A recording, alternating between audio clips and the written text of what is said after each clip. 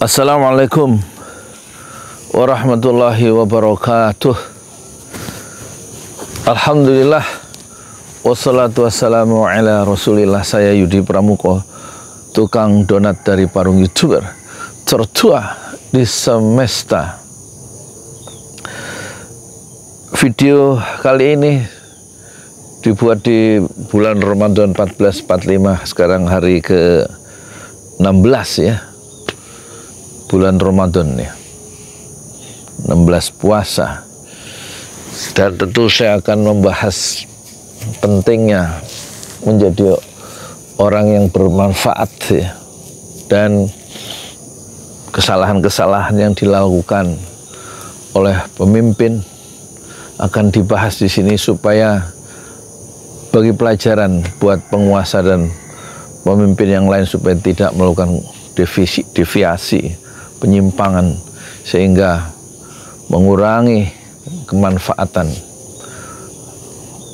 bagi banyak orang, apalagi dia seorang pemimpin politik yang punya anggaran, punya aparat, punya infrastruktur ya, semua bisa digerakkan untuk mencapai kemanfaatan yang lebih luas ya. Tentu kita ingat ya ucapan ulama besar Imam Al-Ghazali, laisa fil imkani mimakana, tidak ada yang lebih baik dari apa yang sudah terjadi. Yang sudah terjadi itu akan menjadi sejarah, dan itulah yang terbaik. Takdir Allah berlaku, kita hanya bisa menerima. Dan saya akan membahas orang-orang yang perlu kita cermati, yaitu Anies Baswedan yang katanya keturunan Yaman, dan kemudian Habib Rizik Syihab yang katanya keturunan Yaman. Dan kita akan bahas juga tentang Prabowo yang katanya keturunan Tionghoa.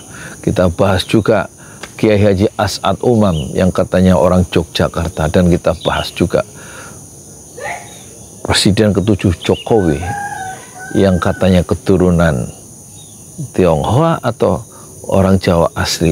Tidak begitu terang untuk sementara ya. Kita bahas sekarang juga termasuk Deddy Mulyadi yang sedang punya power dan frontal dalam menghadapi orang lain, dan itu kita ingatkan supaya hati-hati dan tetap menegakkan keadilan. Kita mulai dari Prabowo.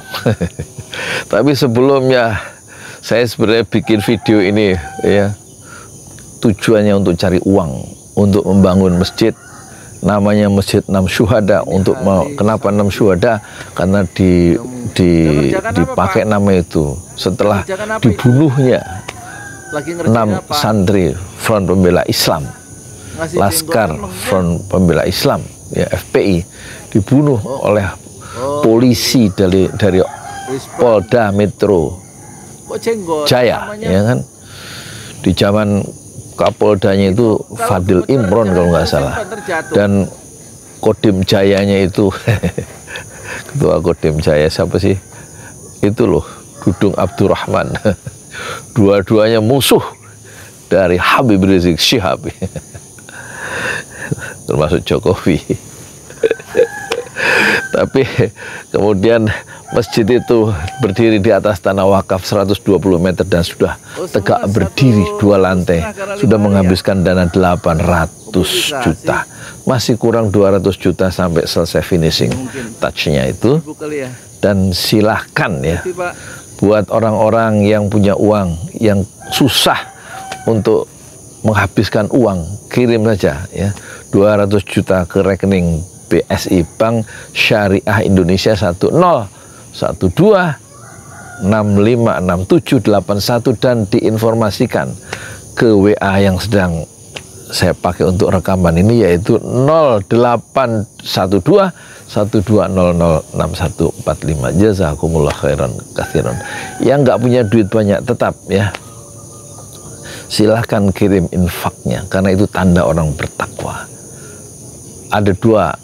Ada satu hadis ya, dari Rasulullah, man bana masjidan lillah, siapa yang bangun masjid untuk Allah, lillah karena Allah, banallahu lahu fil jannah mislah, maka Allah pasti membuatkan sebuah rumah di jannah.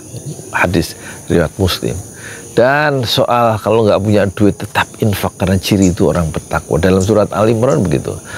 Alladzina, ciri orang bertakwa adalah alladzina yunfiquna fis sarra'i wad dharra wal kadhiminal ghaiz wal 'afina 'anil nas. Ciri orang yang bertakwa yaitu orang yang selalu berinfak dalam keadaan lapang, dalam keadaan susah tetap berinfak, dan kemudian wal kadhiminal ghaiz, menahan marah, dan juga wal 'afina 'anil nas, memaafkan kesalahan orang lain. Jadi infaknya meskipun 20.000 no problem if you want. Kalau yang punya kekayaan triliunan 200 juta itu merem aja. Tapi kalau yang nggak punya cara untuk menghabiskan infak, ya 1 miliar udah dibagi-bagi masih sisa 500 juta, kirim aja 200 juta ke masjid 6 syuhada. Dan sudah diresmikan 6 syuhada itu tahun 2023. Lantai satunya oleh kepala desa di sini, yaitu Bapak Dian, sarjana ekonomi, kadernya Prabowo. Gerindra. Sudah diresmikan ya. Tapi ini wakaf, sudah diurus surat wakafnya. Suratnya sudah diurus, sudah dapat saya suratnya dari KUA di Parung. Tanahnya tanah wakaf ya, 120 meter dari Bapak Haji Parama Arta, ya, pensiunan dari Telkom, tinggalnya di Bogor sekarang. Oke, sekarang kita masuk. Jadi orang bermanfaat itu bisa ya. Kita mulai dari Prabowo. Kata Rasulullah, khairun nas anfa'uhum linnas. Jadilah atau sebaik-baik orang yang terbaik ialah khairun nas, tanfa'u, khairun nas anfa'uhum linnas. Sebaik-baik orang atau menjadi orang terbaik adalah orang yang paling banyak manfaatnya bagi orang lain. Dan Prabowo dengan powernya yang sudah bertarung 4 kali baru berhasil menjadi presiden, itu menggunakan powernya untuk ngasih makan jutaan orang. Ini luar biasa. Di dalam Al-Quran, di juz 29, di surah Al-Insan, Allah berfirman di situ, innama nut'imukum liwajhillah la nuridu minkum jazaa'a wala syukura. Ya. Kami innama nut'imukum, ngasih makan kalian liwajhillah, untuk mencari keridhaan Allah. La nuridu minkum jazaa'a wala syukura. Kami ngasih makan orang, masih makan kalian, gak terdetik di dalam jiwa kami jaza untuk mendapatkan balasan, atau tidak ada rasa keinginan dalam relung jiwa kami untuk mendapatkan hanya sekedar ucapan terima kasih. Innama nut'imukum liwajhillah. Kami memberi makan kalian liwajhillah, semata-mata mencari keridhaan Allah. Itulah motivasi orang yang punya power dalam memberikan makan dalam program makan bergizi gratis, MBG.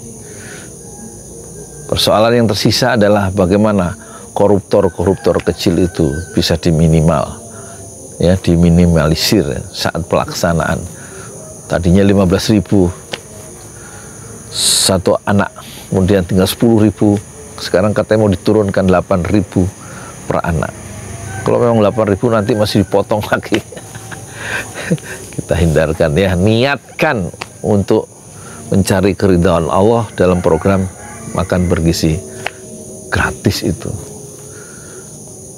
Dan kekeliruan-kekeliruan di masa lalu seperti melakukan penculikan, ya, yang kata Prabowo, semua yang saya culik sudah dilepaskan dalam keadaan hidup. Tetapi sekarang kita harus tahu, dan sudah ditulis di Tempo dan di media lain, 13 orang yang hilang di zaman penculikan itu, di zaman awal reformasi 97-98, itu 13 itu nggak kembali.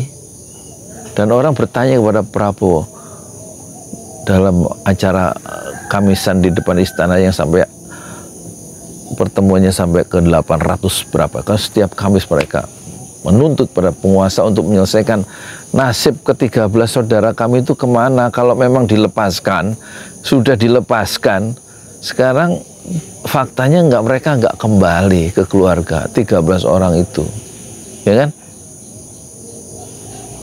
Terus kemana? Tunjukkan makamnya di mana supaya kita itu bisa ziarah, bisa berdoa di makam di pusara keluarga kami. Tapi 13 orang yang diduga ya diculik oleh Prabowo atau Prabowo mengetahui itu, yang sampai sekarang seperti Wiji Tukul dan lain-lain itu hilang, nggak kembali.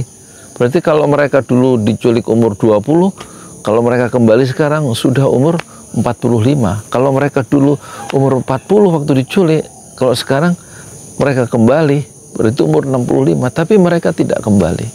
Dan ini orang sejarah kemudian mengkait-kaitkannya dengan Prabowo yang saat itu menjadi Pangkostrat atau Danjen Kopassus, dan terbukti kemudian usaha yang dilakukan oleh Prabowo untuk melenyapkan lawan-lawan politik mertuanya sebagai Presiden Soeharto, itu kemudian dia dipecat oleh Dewan Kehormatan Militer, diusulkan ke Presiden dan Presiden memecat dia sebagai perwira dan dipecat ya dari militer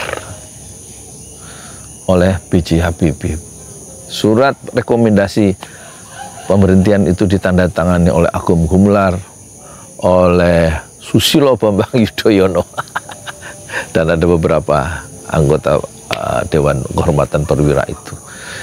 Itu laisa fil imkani mimma, karena tidak ada yang lebih baik dari apa yang sudah terjadi, dan perbaikan itu sudah diperbaiki oleh Prabowo, salah satunya dengan memberi makan bergizi gratis dengan risikonya menghabiskan anggaran mungkin sampai 400 triliun. Sekarang sudah 70 triliun, nanti akan ditambah 2025 ini 100 triliun. Jadi 170 triliun menguap ya, dalam tanda petik, tapi itu menjadi pahala bagi Prabowo Subianto, ya kan?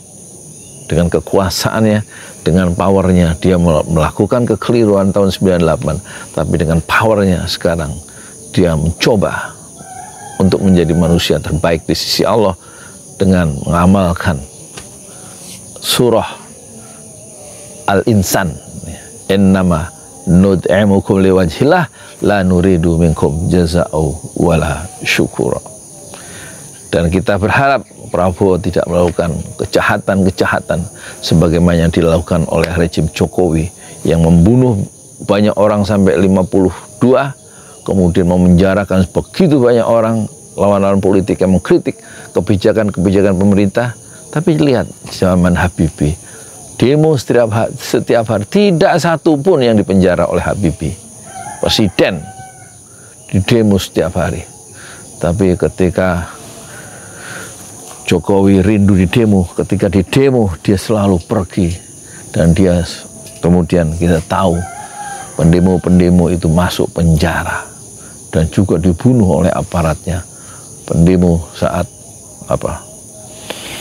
saat Bawaslu Mei ya, saat Tito Karnavian menjadi Kapolri, 8 orang mati menurut rilis resmi dari Gubernur Anies Baswedan ya.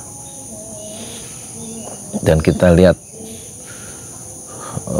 yang dipenjara di zaman rejim Jokowi itu luar biasa. Anton Permana masuk penjara, Gus Nur, Gus Bahar,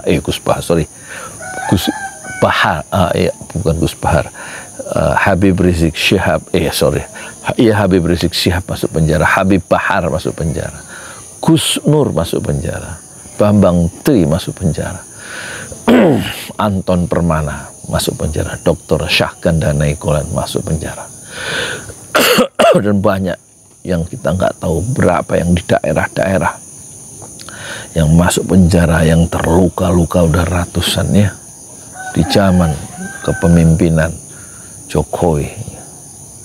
Habib Rizik masuk penjara, diadang percobaan pembunuhan 7 Desember. Kemudian dibunuh pengawalnya yang menghalang-halangi pengejaran di malam Jahanam 7 Desember 2020 itu. Habib Rizik dengan perlindungan Allah dia lolos, tapi penjahat-penjahat itu membunuh 6 santri Laskar Front Pembela Islam. Meskipun 2 polisinya itu divonis lepas, diadili, tetapi jangan lupa pembunuhan itu ada persoalan besar dan akan dimintai pertanggungjawaban terhadap dosa besar itu di akhirat. Siapa yang membunuh sampai yang melakukan kejahatan memerintahkan pengejaran di malam Jahanam tanggal 7 Desember 2020 itu? Kekuasaan disalahgunakan, ya. Kemudian dibubarkan HTI, dibubarkan FPI, Front Pembela Islam 30 Desember 2020. Terus tidak dibantu oleh kekuasaan Habib Rizik itu, waktu tidak bisa pulang selama 3 tahun 7 bulan di Arab Saudi, kecuali masuk dengan usaha sendiri dengan teman-temannya menurut Habib Rizik Syihab, tanpa bantuan pemerintahan Jokowi. Padahal dia warga negara Indonesia. Kalau dia telepon saja ke imigrasi atau ke Arab Saudi, selesai. Tapi rupanya justru dipasok informasi-informasi yang keliru ke intelijen Saudi, kira-kira begitu.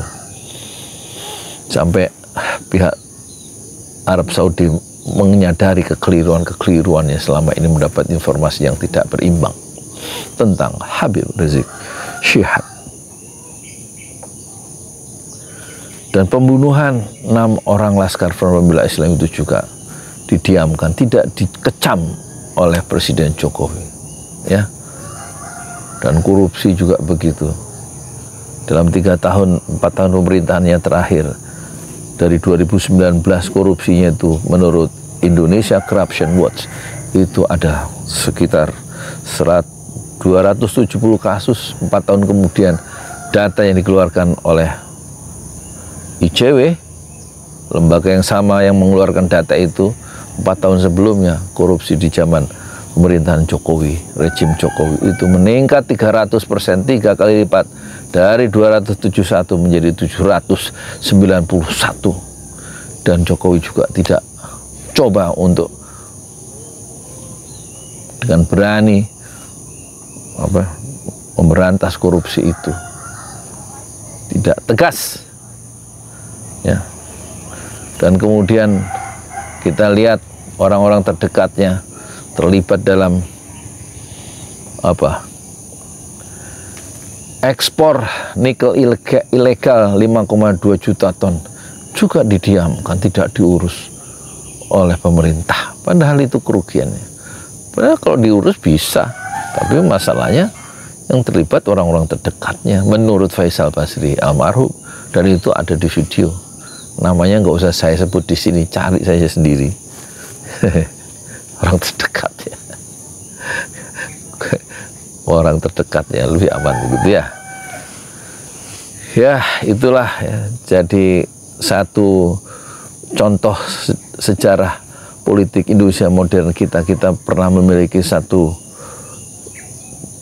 pemimpin yang rejim yang jahat dan terlalu banyak melakukan deviasi, penyalahgunaan kekuasaan, dan dengan pertama-tama dalam sejarah dia membangun dinasti politik untuk keluarganya sendiri dengan segala cara, dan itulah menodai prinsip-prinsip demokrasi menurut para ahli. Dan kita lihat kekuasaan itu juga bisa dipakai dengan cara yang sangat bermanfaat ya, oleh Anies Baswedan saat dia menjadi gubernur ya. Dan dia memberikan keadilan untuk kelompok-kelompok masyarakat yang berbeda-beda baik yang menengah ke bawah, yang kelas menengah maupun yang atas tetap diperlakukan secara adil, ya kan? Diperlakukan secara adil, termasuk juga kelompok-kelompok agama, baik Islam, Kristen, ya, Protestan, Tamil, Buddha, diperlakukan dengan cara adil sebagai seorang penguasa, sebagai seorang gubernur, dan itu tercatat dengan tinta emas dalam sejarah politik Indonesia modern kita. Meskipun dia dikecam sebagai orang yang katanya keturunan dari Yaman, apa bedanya dengan Prabowo yang keturunan Tionghoa? Takdir Allah berlaku. Manusia tidak bisa menerima, tidak bisa memilih orang tua, tidak bisa memilih tempat dia dilahirkan, tidak bisa memilih dia dari bangsa apa. Prabowo bilang, saya lahir dari rahim seorang ibu Nasrani. Dan ibunya keturunan Tionghoa bukan, dan Nasrani. Tapi Prabowo tidak bisa memilih takdirnya. Dia menerima saja sebagai sebuah takdir ilahi. Begitu juga Anies Baswedan. Dia lahir, dibesarkan di Kuningan, terus kemudian di mana? Di Jogja, sehingga dia punya kemampuan bahasa Jawa kromo inggil. Meskipun kakeknya itu memang keturunan dari Timur Tengah, apa masalahnya? Bahwa Habib Rizik itu kemudian adalah keturunan dari Rasulullah, dan kemudian orang mengecam dia sebagai Habib. Habib Rizik tidak bisa menerima bahwa dia keturunan Rasulullah, tidak bisa menolak. Dia ditakdirkan punya nasab seperti itu. Terus apa masalahnya? Ya, sekarang kita tidak usah mempersoalkan yang sudah menjadi takdir Allah. Yang kita persoalkan bagaimana orang itu bisa memilih jadi penguasa yang bermanfaat atau justru merugikan orang banyak dengan power yang dimilikinya. Dan saya pernah ke Jogja, ambil pesawat dari Bandara Soekarno-Hatta, mendarat di Jogja dan ketemu orang yang paling manfaat di Indonesia, yaitu seorang guru ngaji, Kiai Haji As'ad Humam, ya, penyusun buku Iqra. Dia duduk di rumahnya itu dengan kaki lurus, dan dia tidak bisa menengok kiri kanan, dan duduknya lurus, tidak bisa berjalan seperti orang normal. Waktu saya tanya kenapa kakinya kaku begini, dia bilang itu buat pelajaran buat para dokter. Jadi awalnya waktu muda dia normal, terus kemudian digips kakinya. Begitu kakinya digips tetap kaku katanya, sampai meninggalnya di usia 63 pada tahun 1996 ya. Dalam usia 63 tahun, wafat hari Jumat di bulan Ramadan. Kiai As'ad Humam yang pernah berguru atau bersama-sama Kiai Haji Dahlan Salim Zarkashi yang menciptakan metode qiraati, dan kemudian mereka atau As'ad Humam itu terinspirasi oleh buku Iqra. Dia sederhanakan dengan cara yang lebih mudah, dan dia melahirkan buku yang kemudian dipakai oleh jutaan umat Islam di Indonesia, yaitu buku Iqra yang 6 jilid itu. Dan saya alhamdulillah pernah berbicara langsung dengan Kiai Haji As'ad Humam di Yogyakarta sekitar tahun 1993. Ya, jadi buku Iqra itu kemudian bisa membuat orang dalam waktu 6 bulan, anak-anak SD itu bisa membaca Quran 6 bulan. Bisa membaca Quran 6 bulan. Ya. Saya punya murid di sini, saya sebutkan namanya, bekas driver, belajar umur 53 atau 55, Iqra 1, Iqra 2, 3, 4, 5, 6, dan sekarang sudah hafal juz 30 surat kurang 7 surat. Usianya sudah 61 tahun ya. Jadi bisa Iqra untuk anak-anak umur 4 tahun sampai untuk umur 60. Itulah jasa dari Kiai Haji As'ad Humam, penyusun metode Iqra, yang ada di sampul belakang buku Iqra. Jutaan orang mendapatkan manfaat dari kekuasaannya sebagai sebagai guru ngaji yang menuliskan metode membaca Al-Quran dengan cepat dan mudah, yaitu buku Iqra. Jadi orang bisa bermanfaat seperti penguasa. Dan kita lihat Habib Rizik Syihab yang dengan lidahnya yang tajam itu, ya, itu mencoba menggoyang kekuasaan yang kalau dinilai mulai berbuat zalim, bagaimana coba diselamatkan supaya sebagai pemimpin dia tetap berbuat adil, dan dia akan mendapatkan perlindungan pemimpin yang adil itu di hari akhirat yang penuh bahaya. Dan itulah ya, pentingnya amar ma'ruf nahi mungkar, meskipun derita ditanggung oleh Habib Rizik Syihab, tapi penguasa yang adil, pemimpin yang adil itu sangat bermanfaat ya, bagi jutaan orang, dengan keputusannya, dengan tanda tangannya, karena dia punya anggaran, dia punya aparat. Dan Prabowo melakukan itu dengan makan siang atau makan bergizi gratis.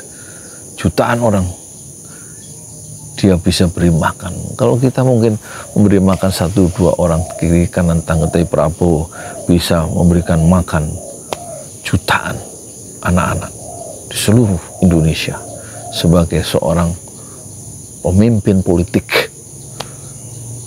Tapi Jokowi juga bisa dengan kekuasaan melakukan kerusakan ya, menyuburkan korupsi, memenjarakan orang, membangun dinasti politik, dan menumpuk kekuasaan di lingkungan keluarganya dan teman-teman dekatnya saja. Dan kemudian cawe-cawe dan menggunakan kekuasaannya untuk menyebarkan bansos secara tidak adil hanya untuk mendukung calon presiden tertentu saja, padahal calon presiden ada 3.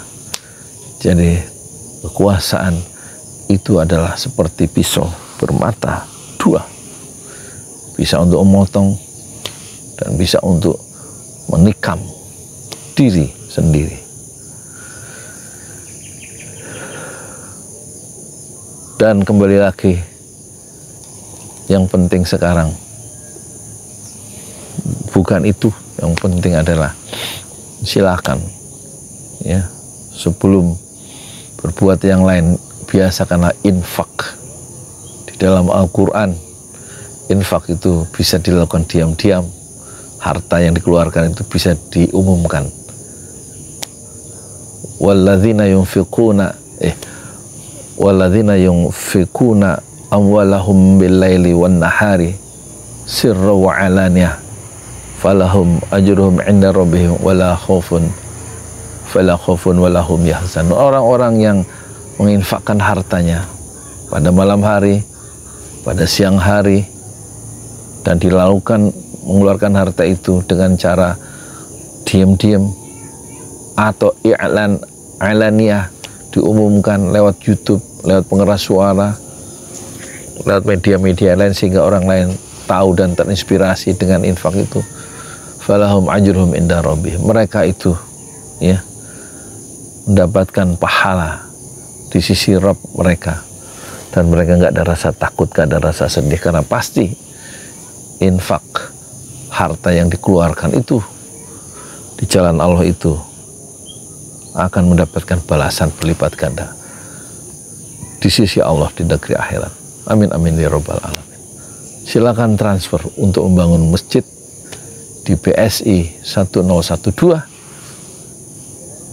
6567 81 dan dikonfirmasikan ke WA kami 0812 12006145. Assalamualaikum warahmatullahi wabarakatuh. Di jalan Allah. Ini Masjid Enam Syuhada lagi dikunjungi sama Ketua Hilmi. Modal awalnya berapa Pak Yudi Pramuko? 750.000. 750.000 rupiah aja. Jadi ini 500 jutaan nih barang. Sekarang udah habis 310.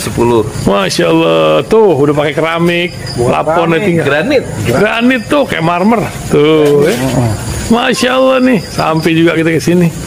Masjid Enam Syuhada, ngapa namanya Masjid Enam Syuhada, ya, Pak Yudi? Kita mau mendokumentasikan perjuangan dakwah nama anak muda pengawal Habib Rizik Syihab itu. Masya Allah. Yang dibunuh sama orang jahat di kilometer 50. Kilometer 50 ya. Itu kan simbol memperjuangkan dakwah itu kita harus memberikan segalanya untuk Islam kan ya. Masya Allah. Dan nama anak muda itulah yang sudah memberikan segalanya untuk Islam. Masya Allah. Apa nanti nama pemuda itu ada juga di sini mungkin diterapkan? Mungkin namanya Enam Syuhada. Enam Syuhada itu, ya. 6 Syuhada dipasang di sini, 6 Syuhada. Bip Ali, apa yang dikomentarin dari ini semua, Bip Ali? Masya Allah, luar biasa. Dari uang 700.000, kalau pengen ternyata bisa. Ya. Bisa. Allah kirim. Tuh, bisa. Ya, dengan masuk satu gang kecil, tapi Bapak ini luar biasa. Kecil tuh. Masya Allah ya. Satu call aja. Masya Allah. Perjuangan Pak Yudi Pramuko, YouTuber sejagat paling tua. Tertua di semesta. Tertua di semesta. Masya Allah. Tukang donat. Tukang donat. Tukang donat dari Paru. Ini saya laporkan dari lapangan ini, langsung dari Masjid Enam Syuhada. Masya Allah. Dan ini dia. Dalam lihat dah. Tuh lihat tuh masjidnya. Tuh imamnya situ tuh. Malam-malam lagi kita. Masya Allah. Masih kurang nih. Atapnya katanya transfer aja. Masjid Enam Syuhada sebentar lagi selesai. Dinding lubang angin sebagian sudah terpasang. Lantai 2 dan kemudian plafon termasuk lantai bukan keramik, granit 150 dus bersama tiang-tiang yang ada 16 setinggi 4,5 meter. Kemudian finishing terakhir adalah tangga menjebol atap ya, lantai pertama untuk masuk ke lantai 2. Inilah Masjid Enam Syuhada. 2,5 tahun lalu dimulai pada 2 Agustus hari Senin 2021. Tinggal sedikit lagi insya Allah. Dan lantainya dari keramik, bukan keramik, granit, sudah diresmikan lantai pertama. Nanti lantai kedua lewat sini tangganya jebol untuk masuk ke lantai 2. Inilah Masjid Enam Syuhada yang sangat megah karena dari bahan-bahan pilihan, kualitas nomor 1.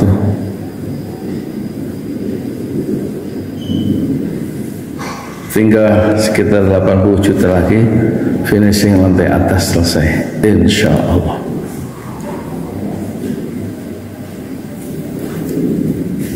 Ya, inilah Masjid Enam Syuhada yang sangat bersejarah ya dalam sejarah dakwah Indonesia modern, insya Allah, karena ini dibangun dalam konteks kezaliman rejim penguasa yang sudah membunuh 6 santri dari front Laskar Front Pembela Islam, dan kita abadikan pengorbanan dan perjuangan dakwah mereka, sehingga kita sebut namanya Masjid Imam Syuhada. Mereka mengawal perjalanan dakwah gurunya Habib Rizik Syihab, dan mereka dicegat oleh orang-orang jahat di kilometer 50. Saya Yudi Pramuko, tukang donat dari Parung Juber, tertua di semesta fasbir sabrun jamil. Bersabarlah dengan kesabaran yang indah. Assalamualaikum warahmatullahi wabarakatuh.